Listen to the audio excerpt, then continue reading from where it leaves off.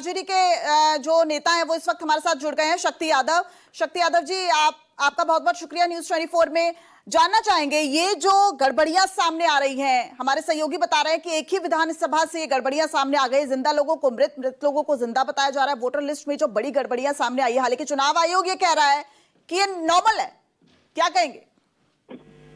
देखिए, चुनाव आयोग के संदर्भ में हम लोगों ने पहले ही कहा, जब एफआईआर की प्रक्रिया यहाँ शुरू, एफआईआर की प्रक्रिया पर हम लोग की आपत्ति थी, एफआईआर पर आपत्ति थी, समय कम था, ये पूरी तरह से भ्रामक स्थिति उत्पन्न होगी ऐसी कि जिसकी कल्पना लोग नहीं करेंगे। अभी तो शुरुआत हो रहा है, क्योंकि जिन पॉलिटिकल पार्टियों के हाथ में मिले हैं वो सब बूथों की पड़ताल हो रही है, और कई ऐसे नाम हैं जो जिंदा हैं, जैसे व्यास जी IAS अधिकारी हैं, उन्होंने ट्वीट करके कहा कि मेरा नाम ही नहीं है। अब जो मर गए हैं उनका भी नाम है, जो नहीं मरे हैं वो मरे दिखाए गए हैं, जबकि चुनाव आयोग ने यह कहा कि जिनको मैं हटाऊंगा उन्हें नोटिस करूंगा, लेकिन अब नोटिस किसी को नहीं किया। अब बताइए, मृत लोगों का अभी तक नाम है, ये कौन से एफआईआर की प्रक्रिया की गई है पूर्ण रूप से बिहार के अंदर में? अगर हम लोग ने कहा है कि गोदी कमीशन बनकर रह गई इलेक्शन कमीशन, तो क्या ये बात की प्रमाणिकता नहीं होता? और इसके लिए क्या उस पर एफआईआर होनी चाहिए इलेक्शन कमीशन पर? क्या इलेक्शन कमीशन इसे एडमिट करेगा, नोटिस लेगा अपने खिलाफ? ये सवाल तो आएगा। अपनी नाकामियों को छिपाने के लिए इलेक्शन कमीशन बार बार कुछ न कुछ करते रहती है। अभी देखते जाइए पूरे बिहार के अंदर में इस एक महीने में कितना बबेला सामने खोल करके आएगा कि लोग जिंदा बोलेंगे कि मैं जिंदा हूँ। अच्छा शक्ति जी, ये बताइए कि शनिवार को तेजस्वी यादव ने कहा था कि एपिक नंबर जो है वो मेरा बदल दिया गया है, और उन्होंने कहा कि देखिए जो मेरे पास एपिक नंबर था उसके बिना पर तो मैं दिखाऊं तो वोटर लिस्ट में मेरा नाम ही नहीं है। चुनाव आयोग ने 5 मिनट का समय नहीं लगाया और उसके बाद बता दिया कि वोटर लिस्ट में उनका नाम शामिल है। अब देखिए, मैं जानता था कि सवाल आप लाएंगे। जो एपिक नंबर की हवाला उन्होंने दिया, जो फोटो कॉपी में वहां वर्णित जो अंक थे, उन अंकों को उस पर डाल कर करके देखा गया, तो उसमें उस पर दिखाया गया चेहरा भी दूसरा, और उसके बाद वो दिखाया गया कि नहीं है। आश्चर्य लगा, चूंकि जिन हमारे स्टाफ ने ला कर करके वो दिया, उस समय चलते प्रेस कॉन्फ्रेंस में ला करके दिया, हम लोग भी आश्चर्यचकित हो गए। लेकिन बाद में इलेक्शन कमीशन के डीएम की तरफ से, पटना की तरफ से उसका किया गया कि नहीं, मैंने बात नहीं किया उस संदर्भ में एपिक नंबर का बदलाव। लेकिन सबसे विचित्र स्थिति भी उसमें खुल करके आई।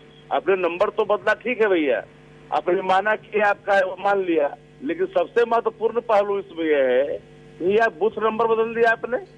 मान के है कि पूरे परिवार का नाम एक सूची में एक साथ रहता है, लेकिन आपने पूरे परिवार से को अलग कर दिया। ये कहाँ ये चूक कर रहे हैं? अगर हमने हमारा कोई नंबर या अंक कोई गलत या सही वर्णित कहीं है और वो नंबरों के आलोक में उसका मिलान नहीं हो रहा है, तो जरा ये हाई तबाह मचा रहे हैं। तो मैं पूछना चाहता हूँ कि जिनके मरे हुए लोग का नाम है, इसके लिए इसके लिए दंड का, इसके लिए तो चुनाव आयोग को रिस्पॉन्ड करना चाहिए और गुप्ता जी को इसकी रिस्पॉन्सिबिलिटी लेनी चाहिए। नहीं, लेकिन शक्ति जी, अब तो चुनाव आयोग तेजस्वी यादव से ही जवाब मांग रहा है कि आखिर उनके पास 2-2 वोटर कार्ड कैसे हैं?